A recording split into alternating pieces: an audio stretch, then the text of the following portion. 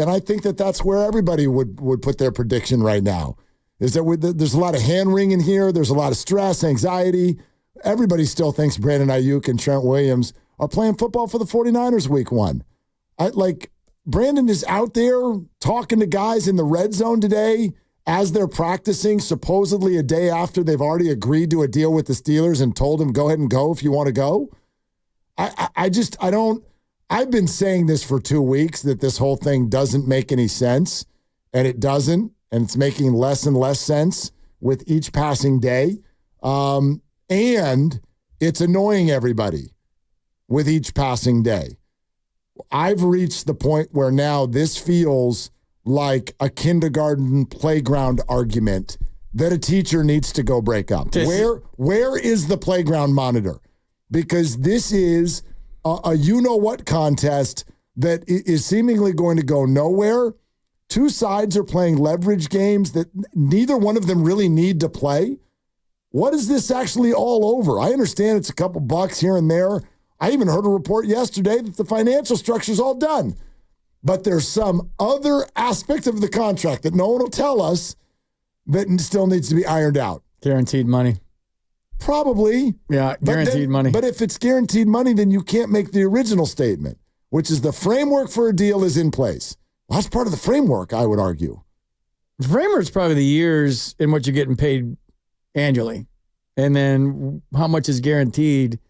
If I was a football player, that would be the most important part. Yeah, which is why I would call it part of the framework, but, who the hell am I? When I first heard that, and this was probably like 15, 17, maybe 20 years ago, that NFL players' contracts weren't guaranteed. It's like, wait, of all contracts that should be guaranteed, how are theirs not? Well, that's actually why. I mean, because they're injured. An NFL team would argue. Yeah, I know. That they've got to sign so many more people each year. Their players union to replace sucks. all, and there's so many more of them, right? Yeah. It's a huge roster. NBA players, what are there? 12 to 15 of them. NFL rosters in training camp, what do we got? 75 players right now? Yeah, in baseball, for maybe people that are listening don't know, as soon as you put your name on the dotted line, you get hit by a bus, you get every penny. You get every penny. It's just automatically guaranteed. Yep. There's no guaranteed money. Teams will defer money. Same in the NBA. Yeah. Same in the NBA. So we used to sit there and go, they're not guaranteed? Oh, my gosh. Their players' union sucks. Like, they got to get that locked in. And it does. And it does, because every vote, think about it. You got something that the players' union needs to vote on. 80% of the people voting are guys who might have a 3-year career. They're like, I can't strike. I need a paycheck next week. Yeah. And there's just thousands of them. There's all these people all voting. You know what I mean? Fred Warner's vote is the same as Charlie Warner's. Pick a Warner, same vote. You think it looks like playground. I think it just reminds me of an episode of Ballers, like with the agents and everybody with the pride. And Cam saying that Trent Williams wanted $10,000 more so that he was the highest paid tackle. Feels petty. And Brandon Aiyuk feels like, and then their agents are in their ear, and it's suits and private planes and Rolls Royces, and this is getting weird when it should be the Super Bowl or bust. Yeah, the ego really, really gets in the way. Yeah, and I get it. I totally understand it.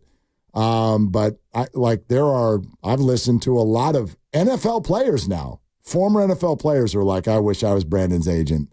I would tell right now, if you're ringing over $1.5 million or $2 million a year, whatever it is, like, you will more than make that back by being a 49er versus being a receiver that goes into the bucket of who knows what.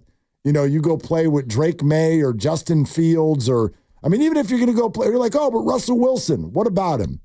Hasn't been very good the last 2 years, number one. And number two, how long is he the Steelers quarterback? You're going to go sign to play there for 5 years? Who's a QB? It's so easy for us to sit here. Of course it is. And wonder, because it's a case-by-case basis. It's individual basis. It's where you came from, your background. This is my chance. I've worked my whole life. I came from nothing, or I came from something. Like, it depends on the player. Like, you could have come from a really awesome background in private schools and your parents were rich, or you could have come from nothing, and then you worked your ass off all this time to get to this point. And if you're going to get to this point, And we're just saying, what's the difference between 1 million and 2 million? That's a lot of money. And especially for somebody that's worked so hard to get to this point. It's a lot of money. However, what the 49ers have on the table, by definition, any one of these offers are all, to me, going to ring the same to somebody who came from that background, which is you now have generational wealth. You are now taken care of for the rest of your life. We're talking about $100 million deals, no matter which one you pick. You always hear people spending their money and going broke. For sure. Like I understand. So that means that the $32 million doesn't guarantee anything. I'm cheap. I would hold out for $2 million more. Would you? Yeah. Would you? When you're not a free agent, you can ruin your life. That's what I would take what you just said and give you the opposite take. If you came from nothing. I'm not saying he has. I'm just using different examples. Correct. If anyone came from nothing and someone is now putting generational wealth in front of you, you're going to mess with it and run the route of, I think I can get 2 million more, but if I don't, I might lose all of it. I mean, this is no different than the game show. Who wants to be a millionaire? You want to go to the next round and lose it all? Why? I feel like in every instance, it's who you surround yourself with. When you get to the top of the top, when you get to the big leagues, when you get to the NFL, the people you surround yourself, it changes. That whole dynamic changes. All of a sudden, you got a lot of new friends. All of a sudden, you have friends that fell off the wagon a long time ago, and they're all in your ear. They all want something. And so that's when you really got to lock in, and the people that are closest to you and the trust of your agent is so huge. Like, that's big. If they're saying, man, just we're almost there. We're almost there. Just stay there. You deserve this, Brandon. You deserve this. You deserve this. Like, just hold out a couple more days. You got it. Just they're gonna break. Trust me, they're gonna break. And that $2 million, dude, that $2 million, you can do this, this, and this, and you can do this with that. And if you don't have, all the advice you're getting from everybody and your team and your teammates, no doubt, they're all calling you and texting you. They're not going to say what they're saying publicly, and they're probably telling you to get yours. And so that's how these things go. And then the ownership, because it's always players against owners, man. It's good as long as they're sports. That's going to be the big battle. I'm not asking anybody to take less because I don't believe Twitter. Therefore, I don't know who's offered what. You don't believe Twitter? I don't believe Twitter. I believe everything. I know everyone's running around with, well, the Niners are at 26 and the Steelers are at 28 and Cleveland's at 30 and the Patriots were at 32. I don't know that. And by the way, your point about guaranteed money, what the hell does that even mean?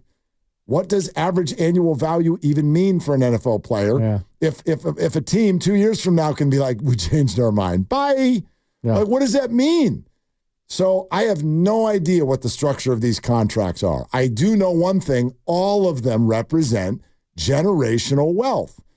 And I personally don't feel like I'm being a homer to say, pretty sure that the best thing for your future, Brandon, as a football player is to be on the number one offense in the NFL, have a really good receiver opposite you, work with a quarterback you've already gone for 1,300 yards with, and be on a good team that might actually win and up your name value as it already has. Confident there. Everything else is a complete guess. To me, it's the priority that you have for your legacy. Like, do you want just as much money as you can possibly get, and that motivates a lot of athletes? Sure. Or do you want to go down as a multiple Super Bowl champion, one of the best wide receivers in Niners history, which maybe that's a stretch right now, but I think it's on the table based on how he's trending and what he did last year, the complete player that he is. So that these are all things you got to weigh, man. And having done this on a way smaller scale, anytime in life, you make a decision based solely on money, it's the wrong decision. If it's just on money alone. Agreed. So if the Steelers have this and it's more, the grass ain't always greener, man. It usually isn't.